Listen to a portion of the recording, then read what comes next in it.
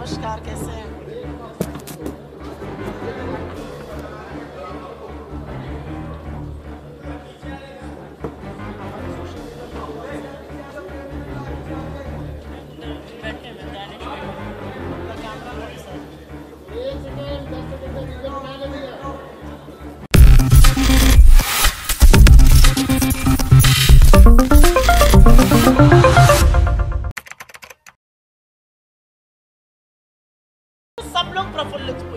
सब लोग प्रफुल्लित हुए।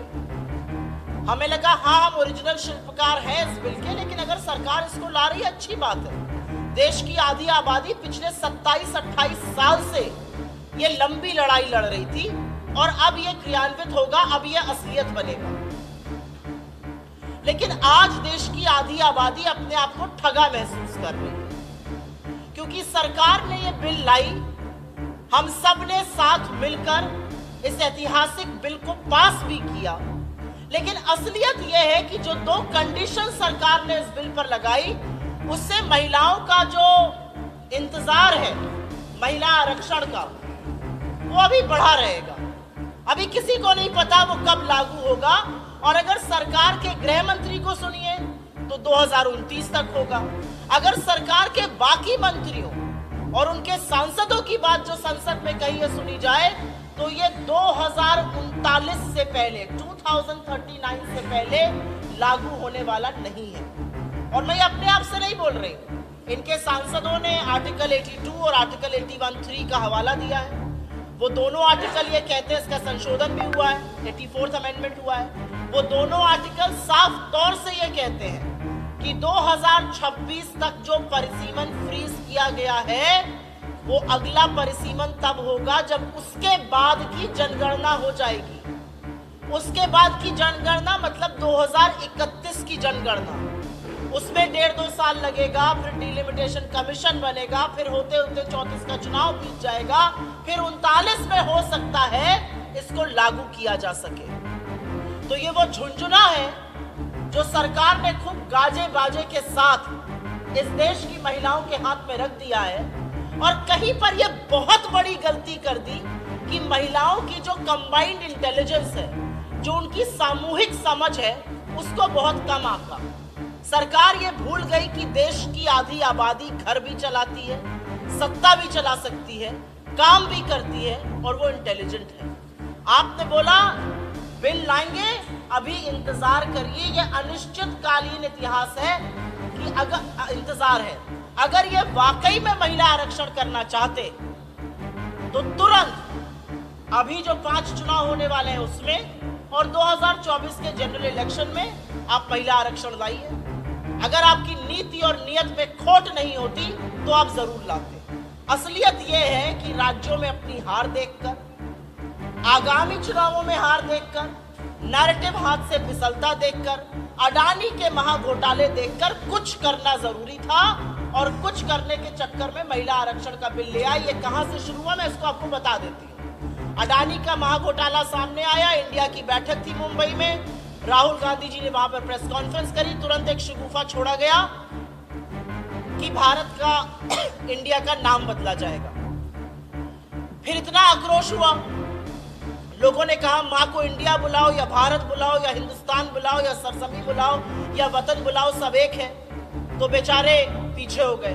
फिर क्या था, आनन फानन में महिला आरक्षण बिल लाएंगे, उस पर कोई चर्चा नहीं, ये बिल स्टैंडिंग कमेटी नहीं भेजा गया, ये सेलेक्ट कमेटी नहीं भेजा गया, और ये बिल जो है ऐसे ही इंट्रोड्यूस कर दिया गया, जिसका नतीजा है कि इस बिल के लिए महिलाएं अभी अनिश्चितकालीन इंतजार करेंगी।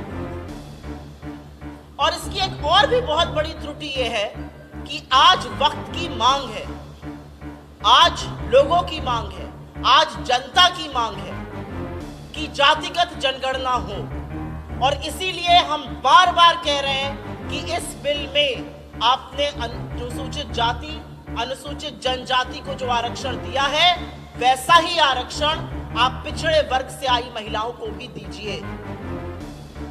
इस देश में जितनी आबादी उतना हक, अगर ये बात की जाएगी तो ये जरूर पूछा जाएगा कि उन लोगों को इसका फायदा क्यों नहीं मिल रहा है। 2011 की जातिगत जनगणना हुई है, आप उसका आंकड़ा तुरंत साझा करिए देश के साथ। जातिगत जनगणना की मांग इस देश के कोने कोने से हो रही है, वो कीजिए। और ऐसा अगर आप नहीं कर रहे तो आप अपनी दोनों जिम्मेदारियों से मुंह मोड़ रहे हैं और ये जनता देख रही है। यहाँ पर इतने बड़े कमरे में मुझे लगता है एक अकेली महिला पत्रकार मुझे दिख रही है।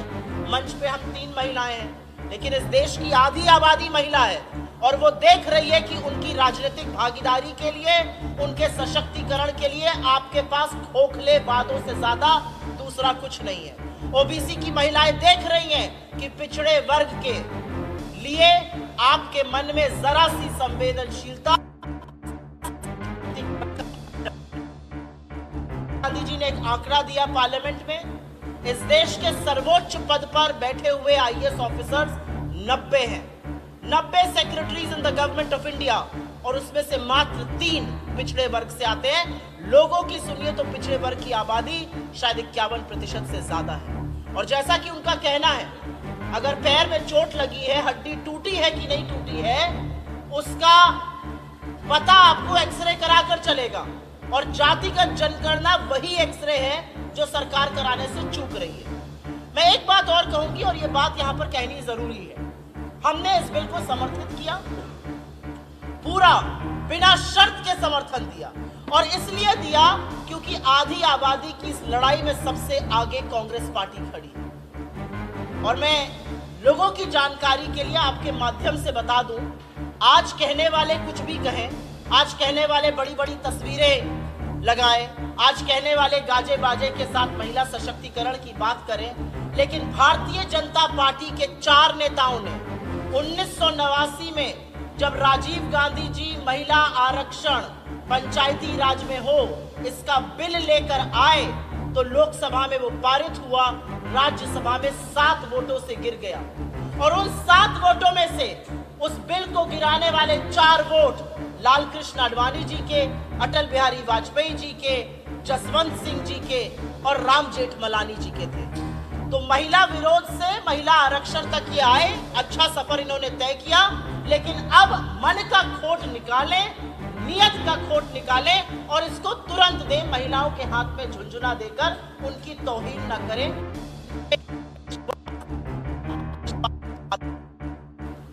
मैं एक बात और कहना चाहती हूं, और ये भी बात यहां पर कहनी जरूरी है।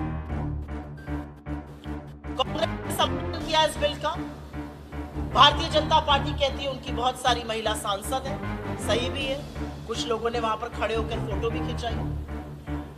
उन महिला सांसदों में से कुछ नेत्रियां मंत्री भी हैं। लेकिन उत्तर प्रदेश में जब भयावह कांड हाथरस का होता है तो ये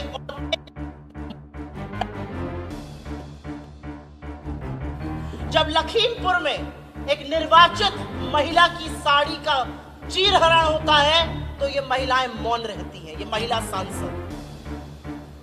जब शाहजहांपुर में चिन्मयानंद पे यौन शोषण का आरोप लगता है तो ये महिलाएं चुप रहती हैं, ये महिला सांसद। और इनका नाम लेकर इसलिए बोल रही हूं क्योंकि ये इस देश में सबसे सशक्त, सबसे पावरफुल महिलाओं में से कुछ है।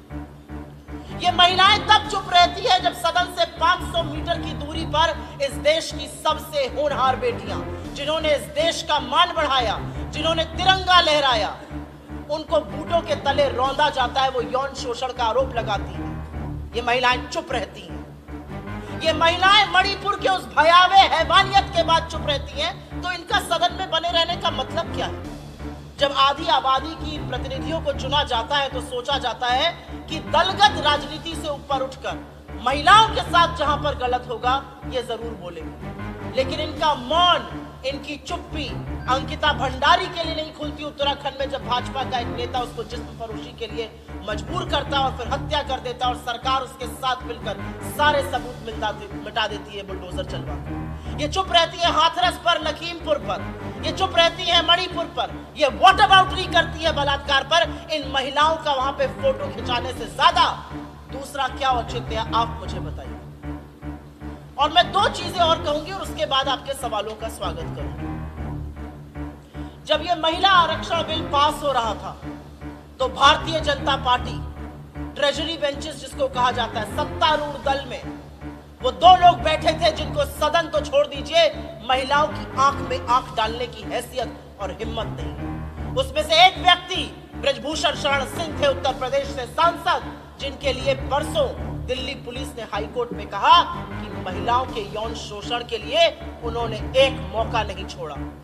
उनको अपनी गोदी में बिठाकर नरेंद्र मोदी महिला सशक्तिकरण की बात कर रहे हैं, महिला आरक्षण की बात कर रहे हैं। और पतन ऐसा हुआ है भारतीय जनता पार्टी का कि जो डिबेट शुरू हुआ महिला आरक्षण पर, वो निशिकांत दुबे ने शुरू किया। एक ऐसा व्यक्ति जिसने अपनी एक साथी सांसद को, अपने साथ की इस सदन की सांसद को, अपने लोकसभा क्षेत्र की एक निर्वाचित महिला विधायक को वैशाली की नगर वधू कहा। और मुझे लगता है एक महिला होने के नाते मुझे आपको बताना जरूरी नहीं है कि वैशाली की नगर वधू का मतलब क्या होता है। ये भाजपा का पतन कि वैशाली की नगर वधू का मतलब क्या होता है। ये भाजपा का पतन है। तो महिला सशक्तिकरण पर खोखले दावे, खोखले वादे करने वाले ये लोग पहले महिला सशक्तिकरण पर अपनी पार्टी के अंदर उन लोगों को बेदखल करें जो महिलाओं के साथ लगातार अत्याचार करते हुए पाए जाते हैं। मैं आशा करती हूं कि आने वाली महिला सांसदें जब कभी भी आएंगी इस आरक्षण के चलते, वो इन महिला सांसदों की तरह सत्ता की लोलुपता में, सत्ता के सुख में मुंह बंद नहीं करके बैठेंगी, मुंह फेर कर नहीं बैठेंगी, आंखों पर पट्टी नहीं बांधेंगी, बल्कि वाकई में महिला सुरक्षा की, महिला सम्मान की, महिला सशक्तिकरण की बात करेंगी। हमारे समर्थन के बावजूद ऐसे दो मुद्दे हैं जिस पर हम आज भी अडिग हैं, और वो है कि इस तरह से इसको इंतजार नहीं कराना चाहिए था।